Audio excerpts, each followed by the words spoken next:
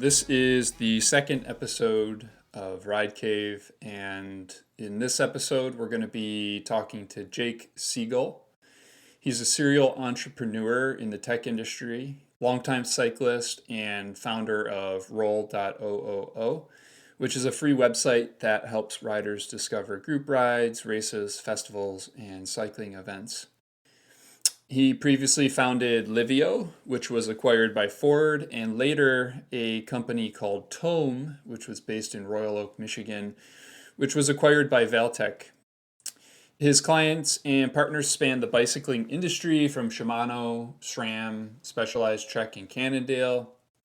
And he's even led bicycle to vehicle safety initiatives focused on improving communication between cyclists and cars. I think this is critical work that needed to be done, and probably now more so than ever with all the autonomous vehicles, but also all the people on their cell phones as they drive. So that's kind of scary. But anyhow, Jake launched Roll out of Vail, Colorado, and he spends half his time there, half his time in Michigan.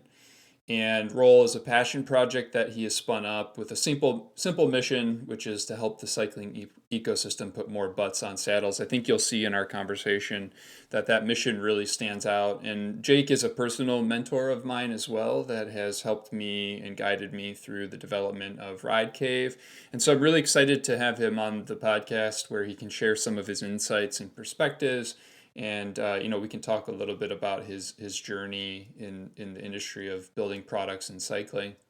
And to connect this conversation back to Ride Cave a little bit more concretely, when I think of Jake and the journey I've been on to build this product, I think of the principle that's carried with me through my career of don't fail alone, which can sound odd to frame a principle around failure, but we all know the cliche that, if you're not failing, you're not trying. And I think that's true. I think that failure in and of itself can be a sign of success or at least effort. And when you have a support network, when you have mentors like Jake that can go on that journey with you, those moments of failures become much more palatable and they become much more like a learning moment than a moment of, distraught stress or anxiety. And I've been very lucky with Ride Cave and many of my projects in my career. And with Ride Cave, we have we have a menagerie of devices and sensors and trainers and connected devices and platforms that we have to test across. And I'm forever grateful for our large Discord community that's helping us build what is effectively a very premium platform that is really up there with some of the big names in the industry. And I wouldn't have been able to do it without my own support network and not failing alone. So thank you to the Ride Cave Discord community. And thank you to my own mentors, Jake included. So let's jump into the conversation. All right. Hey, Jake, thanks for joining. This is actually going to be about the second podcast we've recorded for Ride Cave. So I'm really excited to have you on in the early stages. You've been an influential mentor in tech and business. And I was trying to think about when we first met. I think it was probably 8 or so years ago, Southeast Michigan Cycling World. But we didn't really cross paths until recently and more deeply through our product and technology projects. And so really excited to bring some of your insights to the audience and some of the tips and tricks that you've taught me. And then just hear a little bit about your journey. We started talking before the podcast was rolling, and I wanted to hit record really quickly because you were talking about sort of your origin story, which surprised me. So I think that's a good place to start, and and hear a little bit about your journey. Thanks, Ben, and it's great to be on the show. And congratulations first on all the success that Ride Caves have. It's super cool watching you start that journey, and cheerleading from Detroit has been really awesome, and it's been a real pleasure. I do a lot of mentoring nowadays, and it's cool. I don't get to mentor very many folks in the cycling community. I've got a few and a few favorites, which maybe shout out later, but. That's really awesome. About me and my background, I've been a technology operator for the past 20 years. Prior to that, I actually came from the music instrument industry, which most people that see me in spandex don't know that about me, but it brings a lot of energy and art form into the engineering side of tech. And I've been very fortunate to work with people that are way smarter than I am throughout my entire career, from when I was 22 in Florida all the way to New England and XM Radio, Delphi here. And it's been a real pleasure to kind of enjoying that journey. And for me, I think one of the biggest things is having room to grow. So I'm really excited to talk about, as I've gone through my career, how cycling has been a major part of that, and then why. Because I mean, cycling is a passion thing. Everyone that's listening to this, we all love it, right? And trying to give back to the cycling community. And though there are a lot of naysayers and people can be skeptical about why we do what we do in the cycling world, we know, and then we show by behavior, and it shows up in our products, it shows up in our brand, it shows up in how we greet people to the group, the Sunday morning coffee group ride. So that's really what I think this is all about, and I'm just glad that you're putting together this show and bringing on other folks that are like-minded about building community with cycling. Yeah, right on. I'm equally excited, and we'll see where it goes. But so from the music industry, like what I was surprised by is I know you so well through the cycling industry and your efforts and endeavors, your project that we're going to talk about pretty soon here, Roll. What did that transition look like, and were you always a cyclist, even during those early days of being in that other industry? Yeah, I took my bar mitzvah money, all of it, and bought my first mountain bike. It was a Diamondback Vertex, aluminium, as the folks over the pond say. Also learned what mother's chrome polish was and had to buy different decals. Had Dayor XT cantilever brakes when those came out. It was 24 speed. I mean, it was awesome. Had like the Roll.ooo jig on the back. At one point, I had grip shift on it with the X-ray. So coming out of being in high school in the '90s and then like getting into mountain biking was awesome. I was fortunate that as a camp counselor, I was able to teach mountain biking. Not very well on the mountain biking side, but I did a good job of like understanding and seeing how much people, especially young people, love the feeling when they're on a bike. And everyone that has been around kids on bikes, they get that. And that's something that I haven't found in any other sports in my life that are quite the same feeling you get as when you ride a bike. And I'm a big mountain skier, as a lot of folks know, but and I love skiing. I also would say I'm a skier first in some regards, especially in the winter. But there's something really special about the bicycle, and that's something that I felt like really kind of carried forward. And then in my last business, Tome, which was acquired by Valtech, we did a lot of work for the cycling industry. We worked on various apps for large brands and different components. And I was very fortunate to meet some really awesome people. Really, I mean, people way smarter than I am, by the way.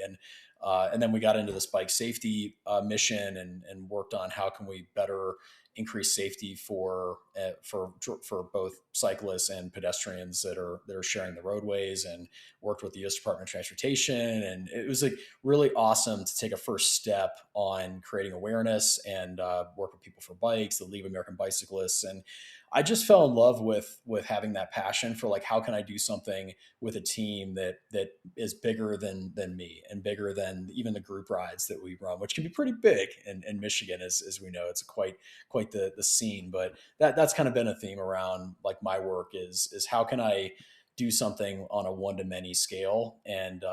And not everyone's going to agree with what you do, by the way. A lot of naysayers on every one of my projects, including the bike safety, believe it or not. But we did it, and that's what we do. This is America.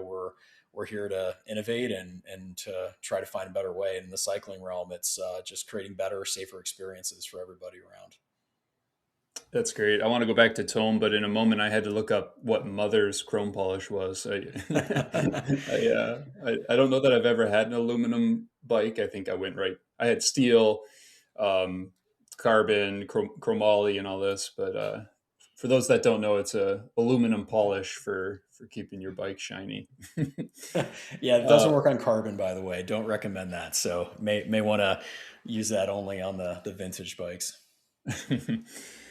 You once told me about a way at looking at your projects, the things you're working on as, and I might get this wrong, but I think you described it as like three categories of types of projects you can be working on. It could be a hobby project, a sort of passion project that doesn't really pay the bills. It's something you're interested in building and you just give it a try.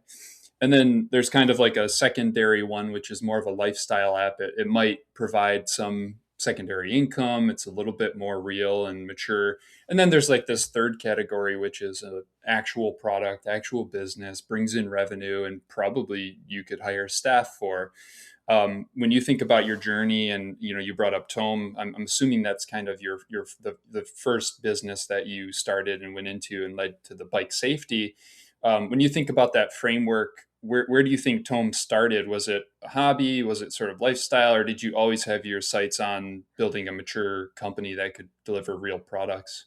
Yeah, thanks for asking.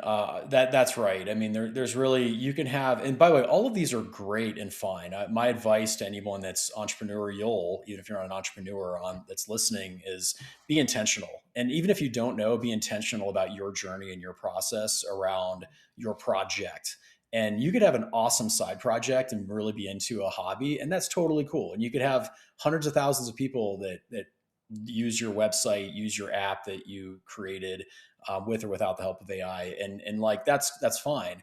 A project is just something that it meant in your mental space. In my view, that's what that is. It's an intentional amount.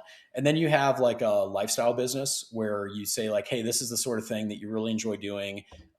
It's not really designed to pay the bills. The idea is you don't lose money doing it. It's not just a passion project. It's a business. And then you could also have a high growth venture business. And I've had several. My first company was acquired by Ford Motor Company in 2013, and then started Tome in 2014.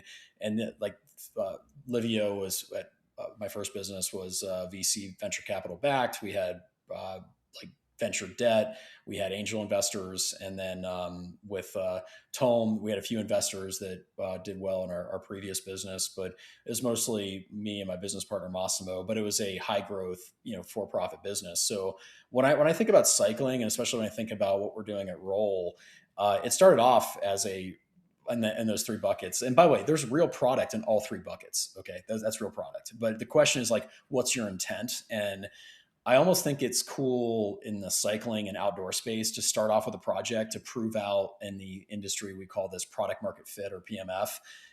That prove out the product market fit, prove that you're actually solving a problem that somebody else cares about. And with a passion project, you may only have 25 or 30 people in the world that care about that problem. And that's cool. Just like with music, going back to what we talked about earlier, is like if you're into some really unique long tail genre or sub genre music, and there's 100 people in the world that love that stuff, that's great. I mean, that's the goal. Now, if your goal is to create a high growth, next version of Strava or Garmin, and there's only 500 people that have the problem that you're trying to solve, probably not going to work, and you're probably going to be disappointed.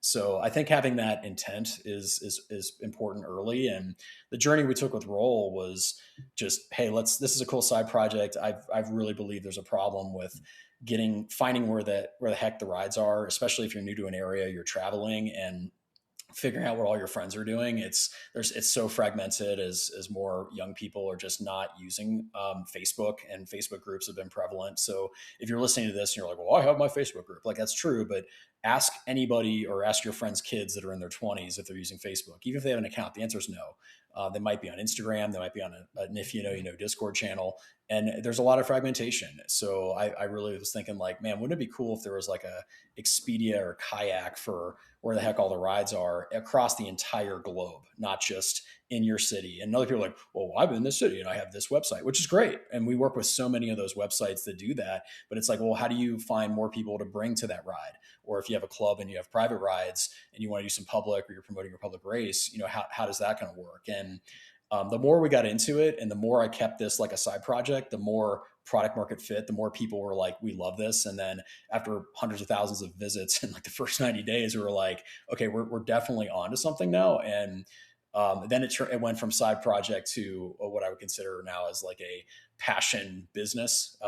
This is still not in the, and I don't intend it for it to be the high growth, but within those three buckets, it's, if you're listening to this and you've wanted to start something, just start it. And if you start it and like, we're going to see where this thing goes. And very much how I view Ride Cave is like, you started this, Ben, the right way. You started this with, I have this problem. I think other people have this problem.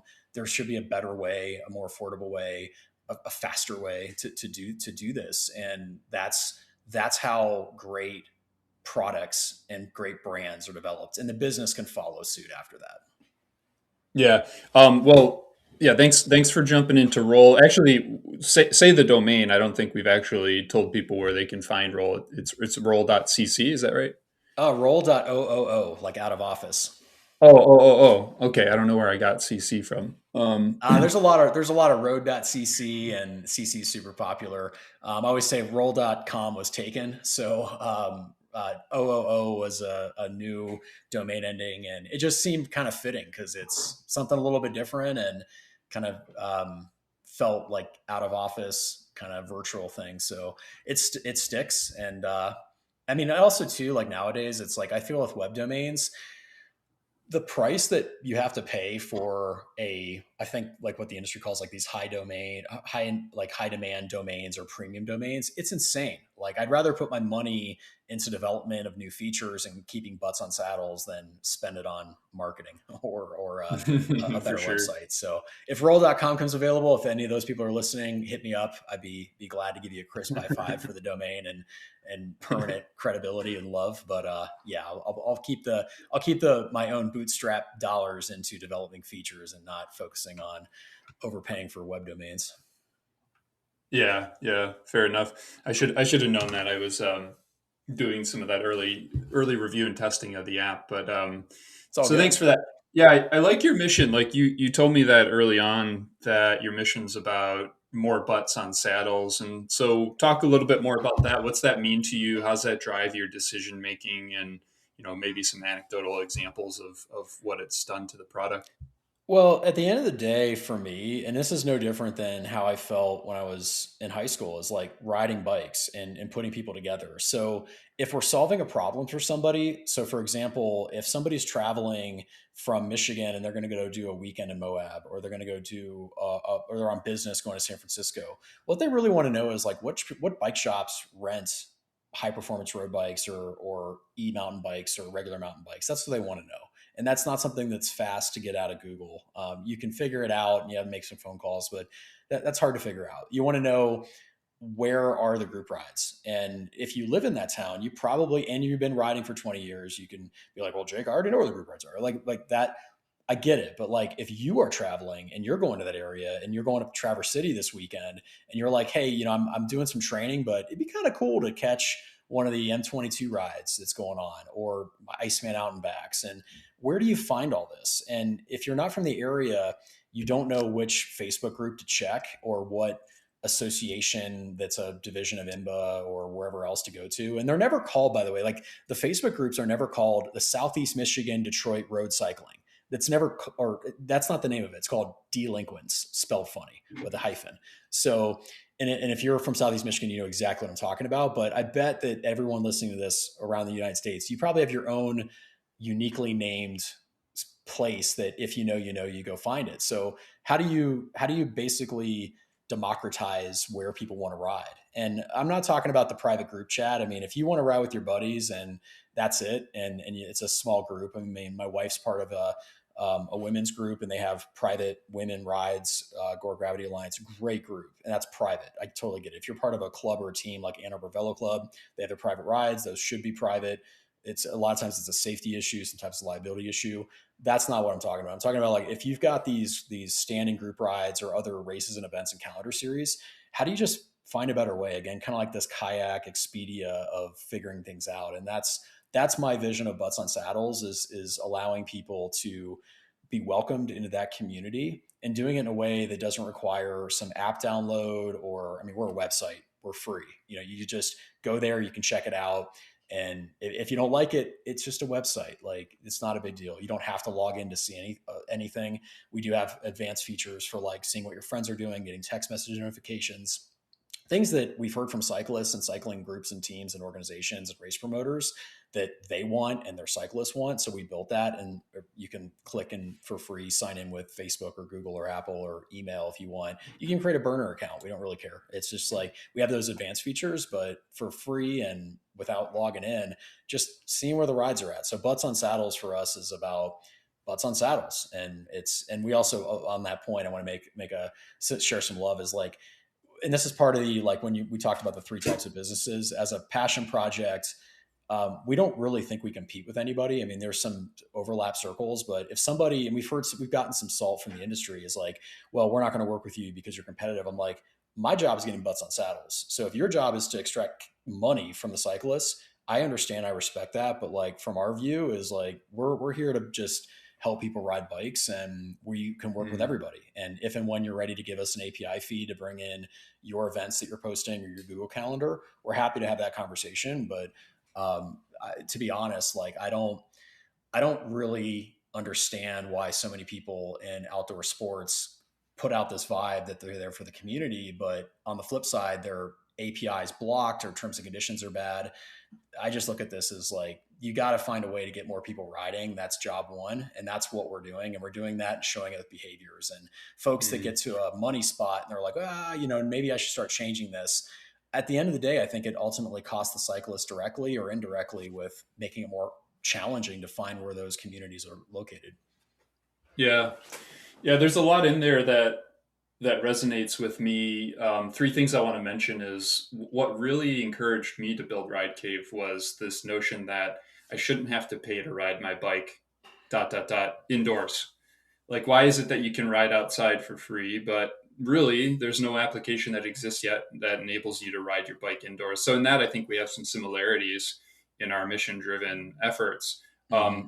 And then your product, I wish it existed about 8 to 10 years ago, because I used to take business trips all the time, San Diego, San Francisco, Portland, and it was really challenging to find these group rides. And in fact, San Francisco, I inevitably found Fat Cake Club.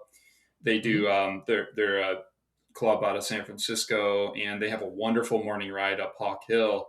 And it probably took me a year to discover, that group through word of mouth and meeting cyclists at my company. So I definitely see the need. I also, the third piece is I moved up here to Traverse City, Michigan about 3 or 4 years ago, and the information for where all the group rides were was fragmented and distributed, and I wasn't in any of the circles, so it was really hard to figure it out.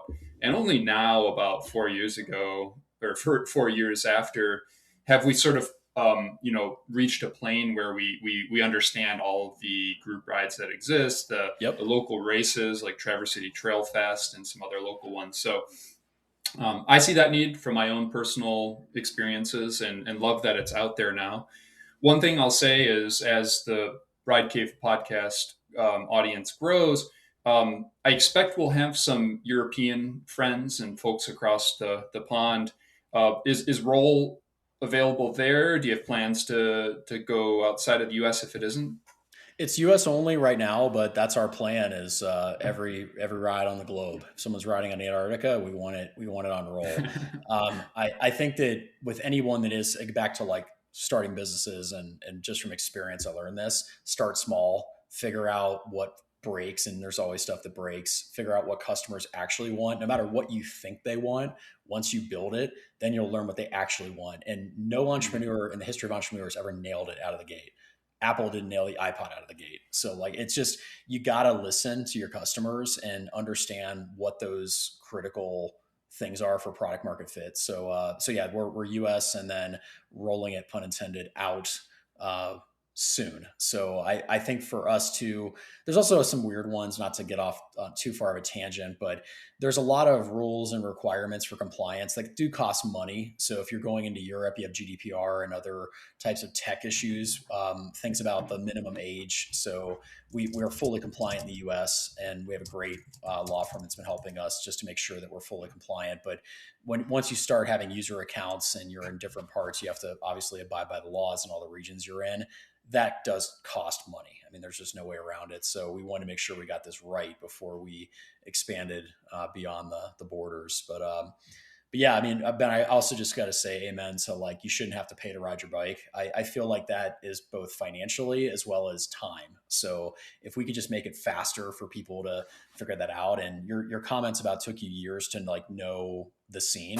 And I think there is, by the way, there is some cool part about discovery. And I'm not saying that you shouldn't have hidden groups. I mean, there's something kind of cool, like an if you know, you know, hence the Michigan Scene website, or like other places that are like subculture, my words, like subculture type places. That's fine, but there just wasn't, like you said, there wasn't a place to ride your bike indoors for free. Dot dot dot.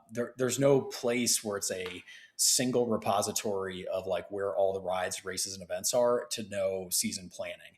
So I think that's, even if you could just discover the clubs or know what those secret names of those Facebook groups are that require you to be approved to be part of that Facebook group or that Discord channel, that's still cool. But like, how can we just make that a little bit faster so it's just more welcoming, whether you're new to an area you're traveling. That's the, I think, the problem to solve.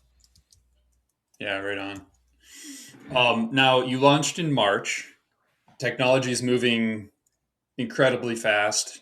Talk to anybody, and the conversations can be about AI. Um, what Yeah. has changed in that time? What have you learned?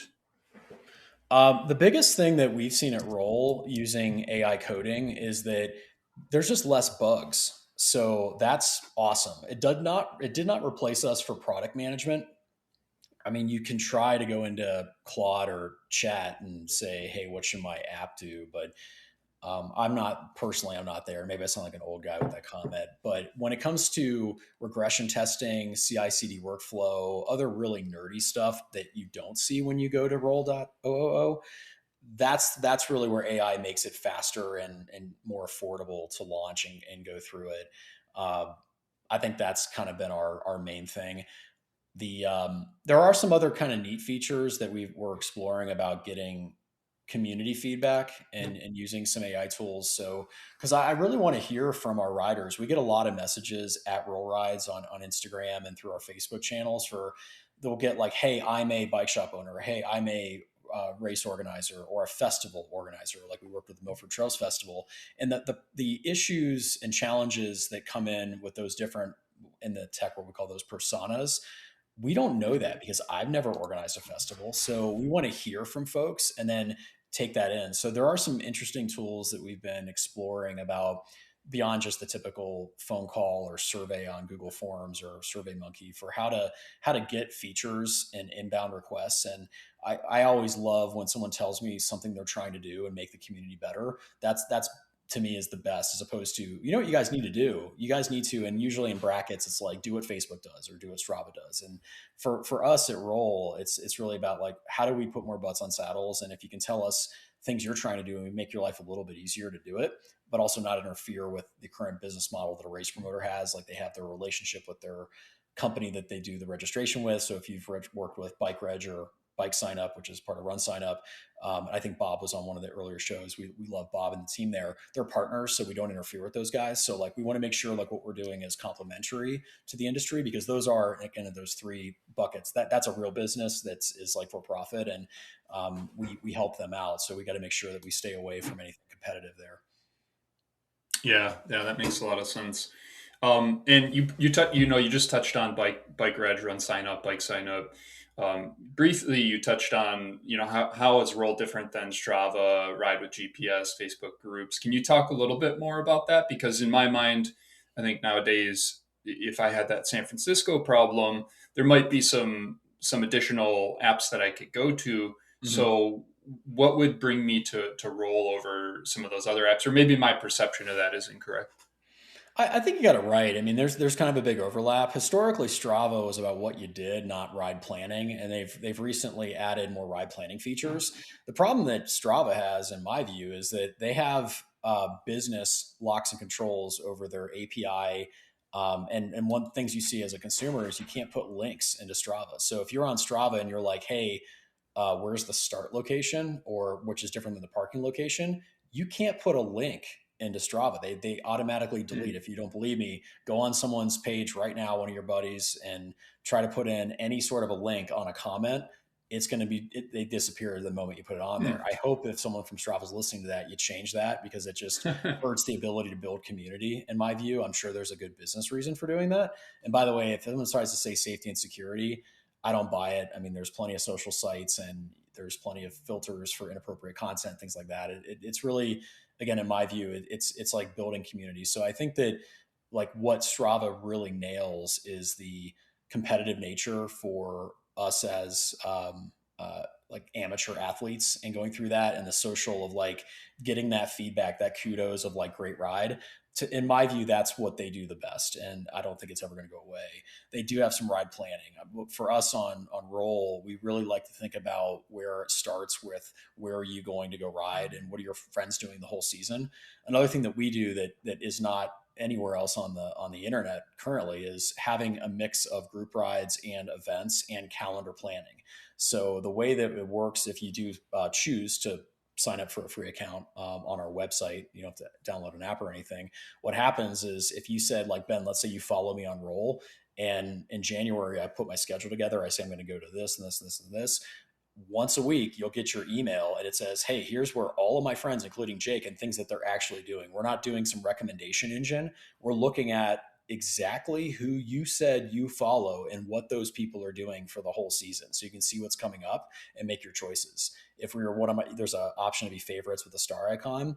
You could say, I want to get a text message. So like the people that you always ride with in Traverse City, Ben, like you say, hey, I'm always riding with these 3 ride leaders. When they post a ride, I want a text message. And another nice benefit about the differences between Roll and a problem we heard is that you don't want to have your ride feed next to your political feed in social media. So, and then the text groups, you can get blown up on Slack or on a text chain, and then you missed it. So, if, let's say you're in a meeting and you're on that text group with a bunch of your friends, and then you scroll up an hour later and you're like, whoa, I got 20 text messages or 20 Slack messages. Where's the ride? So, like a way to keep it separate, intentionally separate. So, it's like, hey, I just want to know, what am I doing Thursday or Saturday? Or, hey, what are my friends doing for the season? You can browse that.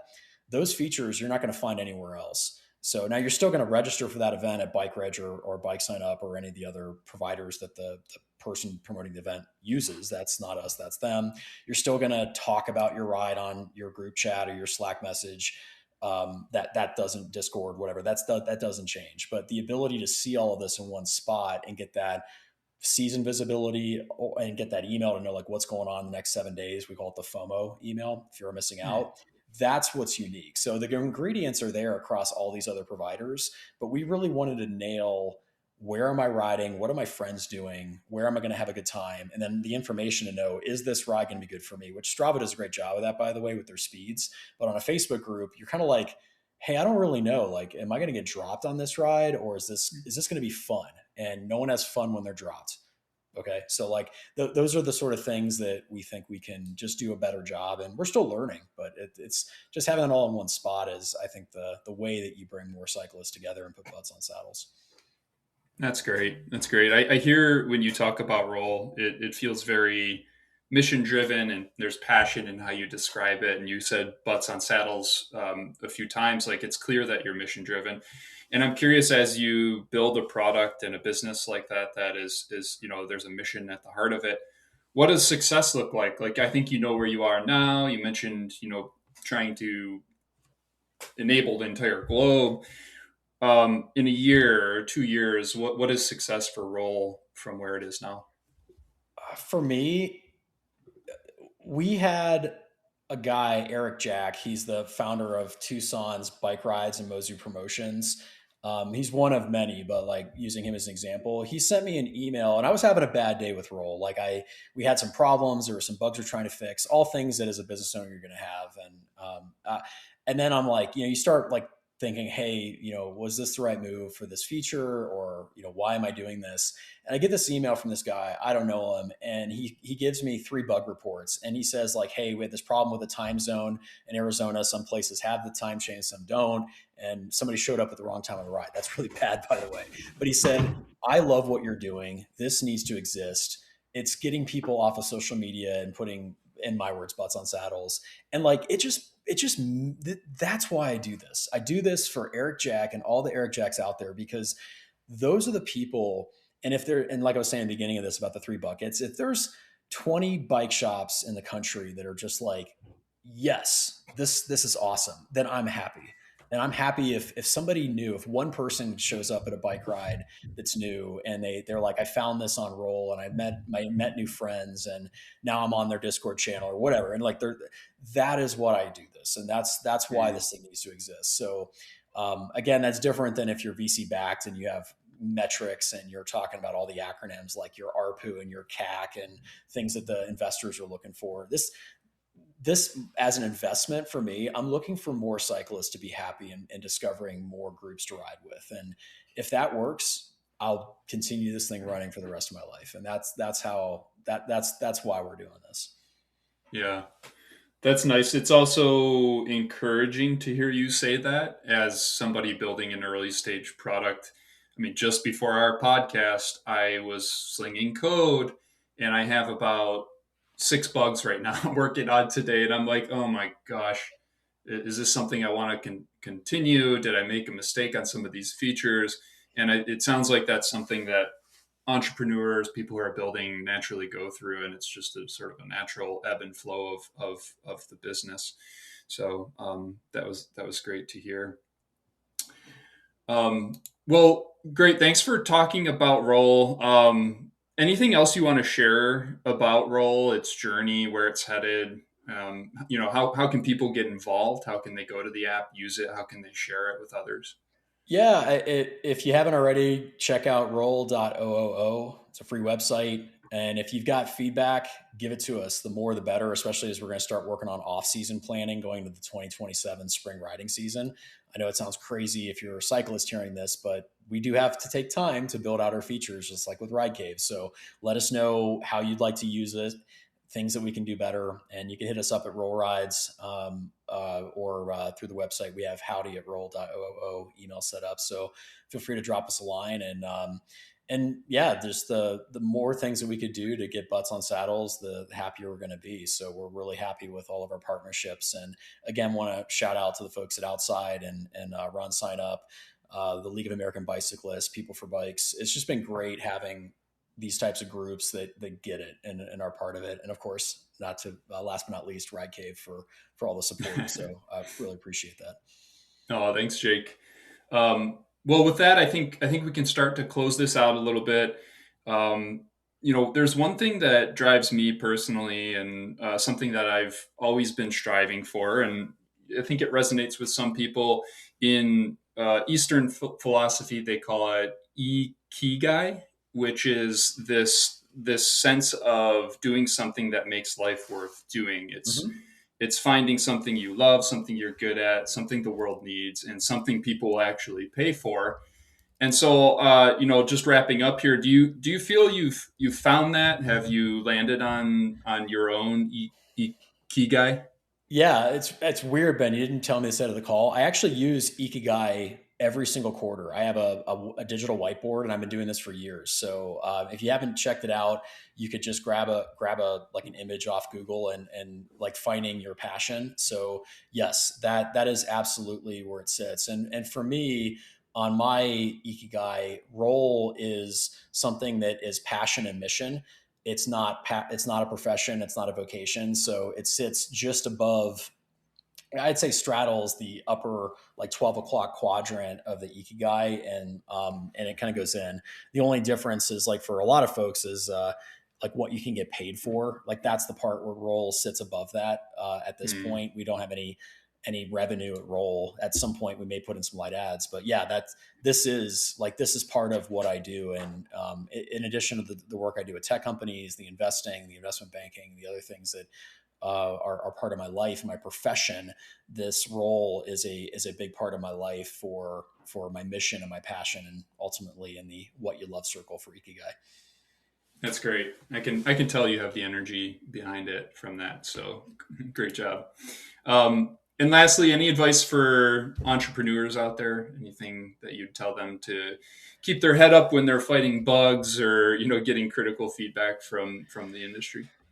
You can't try to make everybody happy. So I always reference BMW as a very successful car company, and most people will not ever even consider buying a BMW. You got to think about it that way when you start. You can't go mass market at the get go, and you just got to expect and lean into. Some people are going to tell you what you're doing is dumb, and I mean, even the comments I see on Instagram for some of my little founder videos, they can really hurt if I were to like, or you would be listening to those things and taking it in. I take it as, this is great. I know who I'm building this for and why I'm building it, and that's part of my ikigai, right? But for founders, is like, solve a problem and don't expect that 90% of people are going to understand it, agree with it, or even like the way you're doing it. And that's fine. If you solve that problem and 10% of that people love what you do, you'll be very successful, both for your product and your business. Love it. Love it. It's encouraging for me too. Okay. How can people reach out to you, contact you if they want to follow up? Hit us up online on social at Roll Rides, or check us out at Roll.ooo. We've got our contact info, howdy at Roll.ooo email. And yeah, I'd love to hear from you. So I hope everybody has a great rest of their riding season. And we're already planning and scheming for how to help put more butts on saddles in 2027. Keep on rolling, Jake. Thanks a lot. Thanks for having me. Appreciate it. Okay. Bye. There you go. That was Jake Sigal, founder of Roll.ooo.